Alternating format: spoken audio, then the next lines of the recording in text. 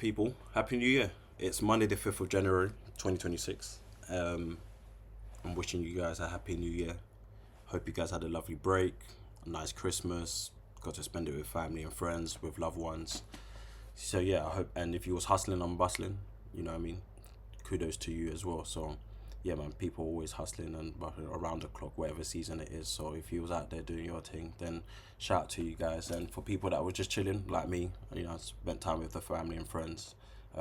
Didn't host Christmas, so this time round. So it was nice just to be wined and dined and get to chill with the family. So yeah, that was nice. I wanted to do a video just setting out intentions and my sort of worldview and things. You know, it's just a free form thinking about, you know, to me, to you guys, for people that are tuning into my channel and showing some love and support. Much appreciated. So this is part of it where I'm going to be like, all right, moving forward 2026, I just want to get used to doing videos, uploading and getting feedback and interacting with people as well. However, I do want to start with my condolences, especially with what's happening in the world. The last couple of weeks, Anthony Joshua was in a fatal car crash, and in that car crash, he lost two of his good friends. I hope I'm pronouncing the names right. Sina, Ghami, and Latif, Ayodele, also known as Latz,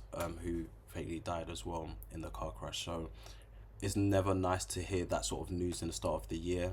And so, but I wanted to give condolences to the family and friends and Anthony Joshua for sure. With that being said, I think I wanted to share my sort of personal slash, you know, my view on 2026 and, you know, what's happening moving forward. As I've kind of said, you know, there's a new baby on the way. I'm trying to go into my last year of, you know, studying, and I'm doing my placement at the same time. And with that all happening, I think there's a true essence of this time round understanding who we are as people. You're always going to be sort of self-discovering. Even me, even in this sort of profession, I'm still choosing to self-discover, to understand, to really, you know, be in tune with oneself, and that allows me to, you know, be the better version of myself. And you share that with people that you love, and the people that support you, is really sort of much to cherish that. And I think just to cherish and to have that gratitude, and that gives you that sort of gratitude as well. I think that sort of family feel after coming the back end of just Christmas and just talking to people generally, where they, you know, spending time with their loved ones in my world, I feel, yeah, I think there's a sense of gratitude that we're going with 2026. And that's also, that's much more of a personal sort of note. But in a general sort of landscape, moving forward, I've been reading The Absolute Batman, and I have been talking about The Absolute Batman soon.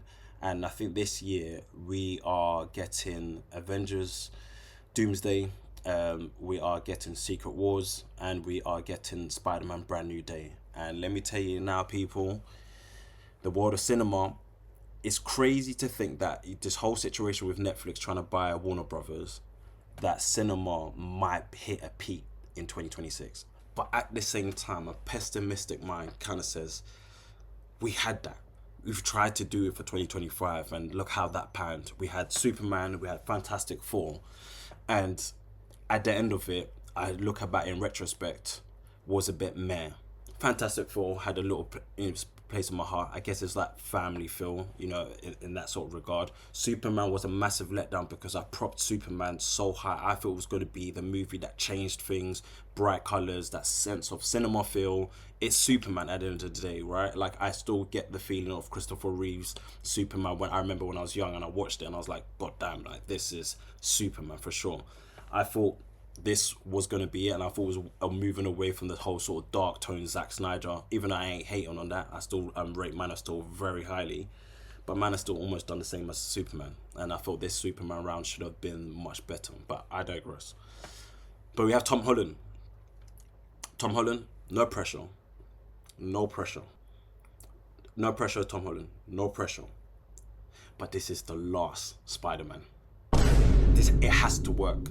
And I'm putting it up there because the reason why I'm putting Spider-Man up there, I've gone back to watching Spider-Man 2 and Spider-Man 1, and those two films gave me the raw essence of Spider-Man. It was just Spider-Man on his own, right? And I know because of the Marvel Cinematic Universes that's built up for the whole, Avengers, Iron Man, Captain America, we had Civil War that got introduced to Tom Holland Spider-Man, then Spider-Man Homecoming, we had Iron Man, and I think it was then the other Spider-Man was with Doctor Strange.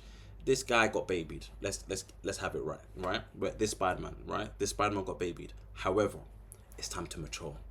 And Tom Holland, I can't lie, this time round, you're giving the vibe of him. You're giving the right. I'm taking Spider-Man this time round, and I'm giving what you guys want. And I think you recognize that. I think I've seen interviews where you was talking about, okay, you hit a different sort of mind frame. You spoke to Bob Iger, the CEO of Disney, and spoke about how much you really love the Spider-Man character, and you have a good way of appealing to the audience and to give them the Spider-Man that they want, and you convince them to say, yeah, all right, we're giving you another try. Signed my contract for Spider-Man 1. I signed a 6-picture deal. I was 18 years old, and for the last 10 years, I have been at the beck and call of Marvel and Sony, and proudly so. It's been the best experience of my life. I'm now at a juncture where I can say no. And now that I've been afforded that power, I am struggling to figure out what is the right thing to do. The learning curve that I'm on right now is dealing with that new sense of power, making sure that I don't abuse it. But it is something that keeps me up at night, and I'm constantly thinking of is this the right thing to do? Am I going to do justice to the character? Am I going to do justice to the fans? Because that's not what Spider-Man represents. I definitely don't want to just make a movie for the sake of it. I don't want The studio wants you to make another Spider-Man. Yeah, they do. And I want to make another one. Mm-hmm. I want to make many more, but I want to do it for the right reason. You got a director who directed Shang-Chi. I forgot his name. Apologies. However, he's doing that as well, and he's probably regarded as one of your top tier directors that's coming into the game as well. I don't want it to be a tacky with TT situation with Thor. Before he gave us Thor Ragnarok and Thor Love and Thunder. Do you know what I'm saying? But Marvel would need this, and I don't want to include Disney, right? Forget Disney because I think you're greedy. I think you are the greed that people talk in the Bible. I think you corporates and you shareholders. I will save you. Just hold on, people. I will talk about them lot in a separate video because I can go on a whole rant. But I think with Spider-Man coming out this year, I generally think that Marvel really need this. They need they need Brand New Day to work, and they need Doomsday to work, especially because you played it safe. You played it safe, Marvel. You got Robert Downey Jr. involved, and you played it safe. But you're trying to say this is a closer. You're trying to close the Infinity Saga, and you're trying to move on to the X-Men. So I'm going to hold you to that. So I'm going to give you the benefit of the doubt to bring back Robert Downey Jr. I'm giving you the benefit of the doubt because I think there will be other actors that could have played a Doctor Doom. I won't list them, but because I could do a whole nother video. I just want to talk about how this year with movies, and I think that sort of genre or superheroes, something that I do love. I think that I just wanted to mark it here because this year, not only just in superhero movies, like me and my boys, we love watching movies. We tend to go to cinemas a lot. Big blockbuster films, we tend to go to midnight screenings. I went to watch Batman. I went to watch Infinity War and Endgame in midnight screening. I'm a big fan of the IMAX. We do like going to the cinema and we do like watching movies, but I fell short because movies is a great medium to sort of escape, to sort of it's a method of symbolism in some sort of regard that symbolizes love, hate, greed, all of those type of things. And I just recently came off watching The Prestige with Christopher Nolan, who directed that, with Hugh Jackman and Christian Bale. Absolutely great film, a film that I recommend as well. So this time round as well, this year I will be going to watch movies this year. So I'll be watching movies this year, and I'll be doing reviews on movies. But anyways, I leave that. That's the movie side of things. I just wanted to give that as well. Just give a bit more of my personality in that sort of regard. I'm just not a therapist to talk about, the work that I do, but there's other things that I separate myself. And that's one thing that is very important for me, especially in this line of work. What I do in that sort of regard is a whole nother sort of realm. But in this is much more personal. This is an idea that I want to start doing, and doing content, showing your personality. I hope 2026 is a good year in many different facets of life, whether it be in politics, and I know we got hearing about the Donald Trump with Venezuela, all of that. I'm not really much into politics too tough as well. That's much more of I listen to people. I might tune into LBC 1 or 2 times as well during the year, but that's something that I kind of tend to stay away. So you won't really hear any political agendas from me that much. However, but I just think in film, in sports, and just in life and health, I do hope that, you know, people that are watching or around the world just stay in good shape, get their mental health and in check. You know what I mean? If needs be, if there's an opportunity that they need support, please go out there, get the information, find the information that you need, and get some support. And if you're just thriving in life and enjoying life, or you had a new baby, or you just got married, or you moved into your new home, enjoy that. I hope it goes all well, and I hope that, you know, you set a good intention for that, you bless that, and you accompany that with love and honesty. I'm pretty sure that things will be just a-okay. And yes, even though we started the year with some tragic news, and I think that, you know, sometimes we do have to brace ourselves, and it's sometimes uncomfortable, and it's not nice to have, you know, there are times where, you know, things, you know, happens, and, you know, we're like, oh wow, and that puts us in a standstill, or that freezes us, or that puts us into a, you know, to think things differently, or have a very different perspective on things.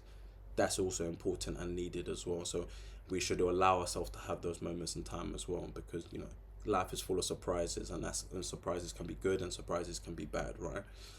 But it's always our attitude and our approach that can obviously, you know, change that. So I want to end with saying Happy New Year, and I hope that 2026 comes with all blessings in many different facets of your life. Thank you, people. This is Let's Talk Everything. Take care.